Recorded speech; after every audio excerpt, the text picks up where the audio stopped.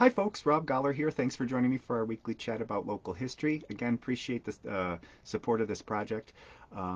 More views are coming on each and every week, so I appreciate that, and it's wonderful to chat about history. Um, this week's topic, as we get closer to Election Day, I had promised to talk more about East Aurora's presidential connections. We have a lot of interesting connections to the presidency. But one of the questions that I received years ago, and it was when I was working for the East Aurora Advertiser, was how East Aurora, the town of Aurora, has voted in presidential elections, previous presidential elections.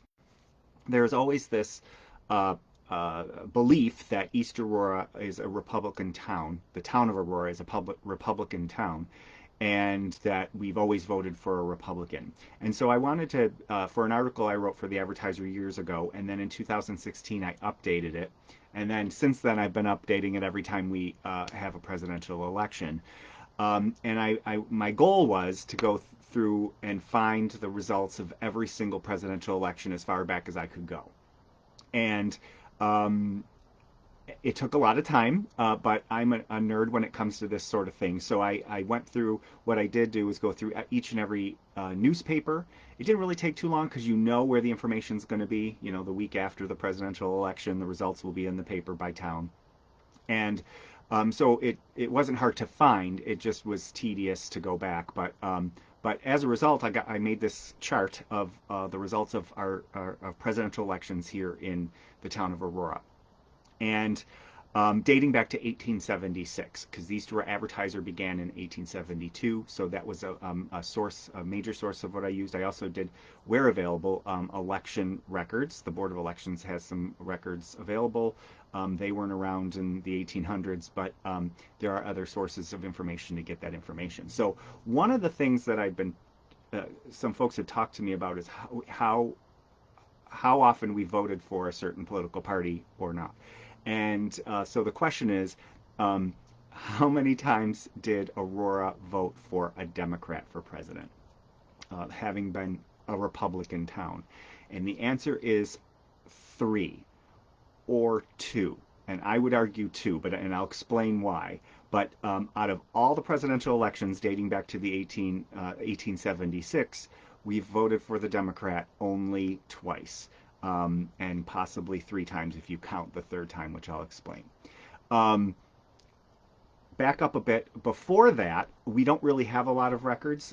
Town results were tabulated by the towns, not necessarily by the Board of Elections. There were town meetings and town elections. But we do know that the Whig Party was very prominent here in East Aurora. There was a newspaper called the Aurora Standard in 1836, and we just so happened to have the results the week after the 1836 election, and the William Henry Harrison, and the Whig candidate for governor, and even Millard Fillmore running in the election of 1836. It's interesting to see him running for state assembly and Congress from our local area, and having those votes tabulated. But in 1836, he was living in Buffalo, and he also won the town of Aurora. And the Whig Party had been pretty prominent in our local area. So we don't have all the results from those early elections, but we do know the Whigs were pretty successful here in the town of Aurora. Hence Millard Fillmore living here and starting his career as assemblyman in the 1820s when he lived here. So first the Whigs, and then after the Civil War, of course, the Whigs had fallen apart. They split over the issue of slavery, and the Republican Party came in, took its place as the second of the two major parties, and so you had the Republicans and the Democrats. So since the Civil War, since 1876, or since after the Civil War, we have only voted in the town of Aurora for the Democrat um, twice. Now, this also applies to town elections. I had done some research, as you might have heard on a video or seen in articles that I've written. I also went back in the town archives the town news for the town elections and found that it's been since the 1880s since we've had a Democratic majority on the town board, even a Democrat on the town board. So the Republican dominance of local elections and national elections. It's on both sides of it, the town level and the federal and state level. It goes back to the late 1800s. So back to the presidential election. So what were the 2 or 3 times that we voted for a Democrat? Now, it was very lopsided for years. You would get, for instance, in 1924, 100 years ago, Calvin Coolidge, the Republican candidate, got like over 2,000 votes, and John Davis, the Democratic candidate, got 446, like over 2,000 to 400. Just very lopsided. And that tended to be what happened back then. But there were some exceptions. And one of the exceptions, I'm going to just say it right away, is not, it's a fluke, is the reason why the Democrat got more votes. To say the Democrat won the town of Aurora in 1912 would be misleading. So Woodrow Wilson was running in 1912, and along with William Howard Taft, and Theodore Roosevelt had come back as a former president, running on a progressive, the Bull Moose Party. You had heard about it. So what happened in 1912 is the Republican vote, since Teddy Roosevelt was a Republican before he launched this third-party campaign, the Republican vote split. That's what happened nationally, and that's what happened here in East Aurora, in the town of Aurora. So in 1912, Woodrow Wilson got more votes, got the most votes of the 3 candidates, but if you combined the Teddy Roosevelt and William Howard and Taft's votes, they outpaced Woodrow Wilson. So Woodrow Wilson got 348, according to the newspaper reports of it. Teddy Roosevelt actually beat the Republican candidate, Taft. Teddy Roosevelt got 332, and William Howard Taft got 292. So if you combined Roosevelt and Taft, they beat Woodrow Wilson. So Woodrow Wilson got the most votes, but he didn't win the election here in East Aurora, I wouldn't say. He didn't win the most. He didn't get the most votes of the 3. He didn't get a majority, is the word I'm looking for. Yes, the Democrat won the most votes, but I wouldn't say the Democrat won that election. So 1912 would be one of the 3. 1964 was a unique election, and that was between Lyndon B. Johnson, Lyndon Baines Johnson. He had was vice president, became president when JFK was assassinated. So you had that. But his candidate, his opposition candidate, Barry Goldwater, was seen as very radical in many ways. He supported a lot of progressive ideas, but then he didn't in civil rights. He was against the Civil Rights Act. So he caused all these controversies, and he actually lost by a huge landslide nationally, and he also lost here in the town of Aurora. Not by a lot, though. So it was about, according to the newspaper reports, Johnson won 3,273, and Barry Goldwater won 3,110 votes. So 150 solar votes separating the two of them out of 6,400 votes. Those are rough figures. So it was close, but in that case, there wasn't a third party muddying things. Lyndon Johnson actually won the election there and beat Barry Goldwater outright. And so that would be the first time, I'd say, a Democrat won the presidential election here in the town of Aurora, 1964. The third time was 2020. That was when, of course, Joe Biden and Donald Trump were running against each other, and Joe Biden beat Trump 4,896 to 4,046. Now, a lot of people have said to me, they have talked, when we talk about local politics and we're talking about it, that they thought that Hillary Clinton beat Donald Trump in the town of Aurora, in East Aurora. Now, in East Aurora, it's true that Clinton beat Trump in the village. If you can go back. There's this great map on the New York Times website that I've talked about this before. It goes down to precinct level to see what the vote results are. And so I'll put a link in the comments if there's a comment section available how you're watching. Instagram doesn't allow me to do that, but where you can narrow down. And so you can see not only the results from 2016 and the results from 2020, you can see how they've changed, so how those precincts have changed. So Trump tallied 3,932 votes against Clinton in 2016, and Clinton got 3,623 votes. So she lost in the town of Aurora. But the village has tended to vote for the Democrat, and the town outside the village has tended to vote for the Republican. That's just sort of the trend over the past several decades, actually probably 100 years. The village has voted for more apt to vote for the Democrat, and the more rural areas of the town vote for the Republican. What tended to happen, especially with the Goldwater election in 1964, the Republicans locally seem to support, it's not necessarily a Republican versus Democrat thing, it was more north-south. So the Whig Party split not over, because of their differences in slavery, opinion of slavery north-south. So the northern Whigs believed differently than the southern Whigs. And the Republican Party had, and the Democrats had the same thing. And so actually the shift in the party's social views, civil rights views, things like that, a lot of historians will say that happened in 1964. It had been happening for a while in 64 with Barry Goldwater becoming a little more solidifying the Republican view on social issues.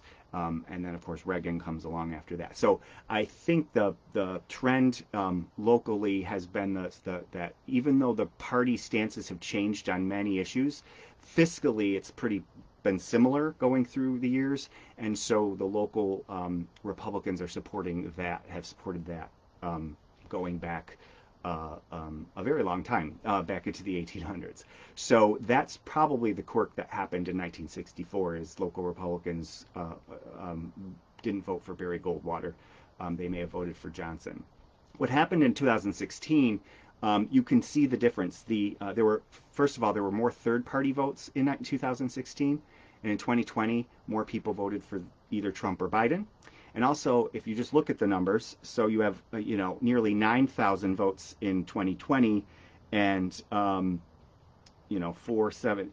even 8,000 votes in 2016. More people voted in 2020, so that's interesting to look at.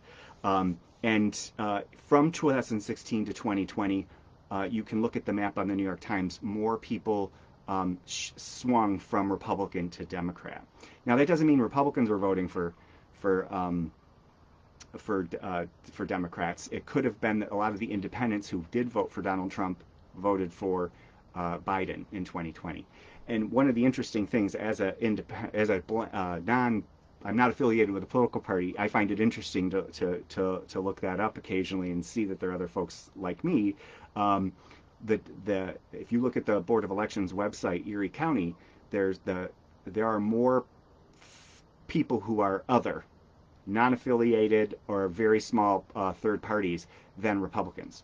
So actually, if you put all the independents together and the non-affiliated people, there would be more of those. There are more of those than there are Republicans. So that vote is very important, and that's what happens with the shift, and that's probably what happened in the shift between 2016 and 2020. So more people voted, and more people voted for Biden than they did in 2016.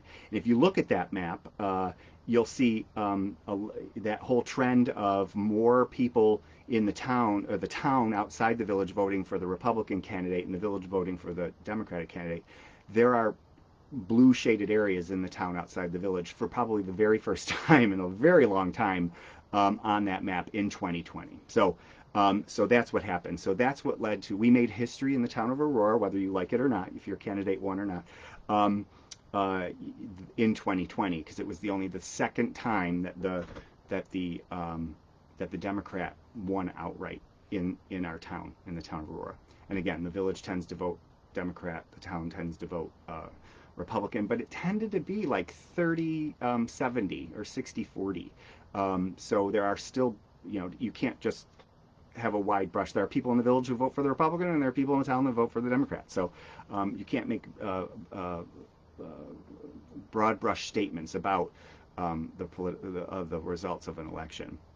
So what will be very interesting is to see how this next election works out.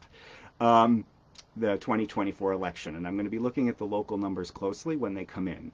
Um, to see if this is a trend that's happening. Now, the town board is now 4 Democrats and 1 Republican, and the Democrats, it used to be all Republican, and just in this Trump era, in the last few election cycles, the Democrats have taken 4 seats on the town board. But the elections were still close, relatively close. So whether, and the Democrats have worked hard for the seats, and the Republicans, the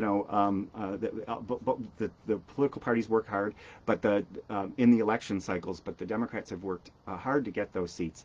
But to say that the ideology of the town has shifted, we can't say that yet. I believe it may be true, but it'll be interesting to see um, what the election reveals this time.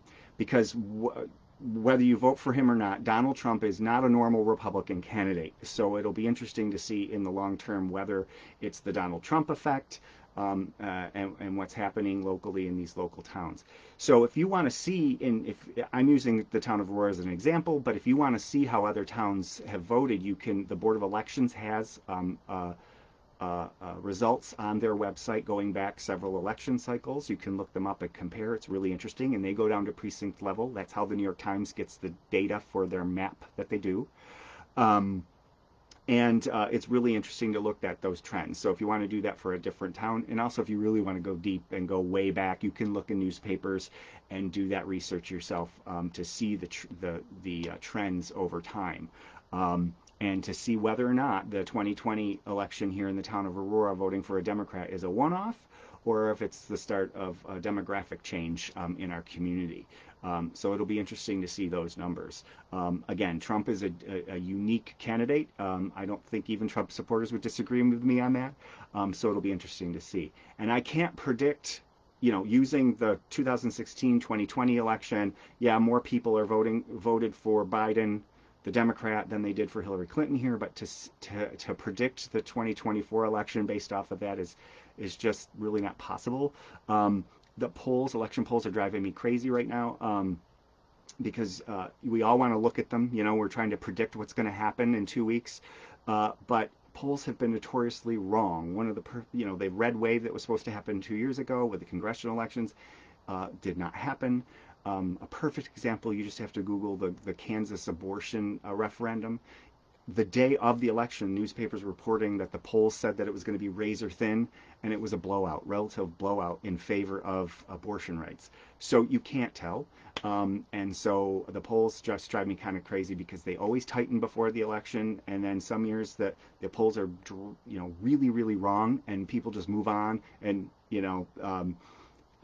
don't even question why the polls were so wrong beforehand. And then the next election cycle comes along and we're obsessed with the polls again, even though they were wrong to begin with. So nationally, statewide, and even locally here, it's the only poll that counts. It's a cliche, is the one that where people go and vote. So it'll be interesting to see how our local towns vote in this presidential election, and whether you can see any trends historically as you look at the data. So it's quite interesting. So again, to answer the question, how many times has the town of Aurora voted for the Democrat?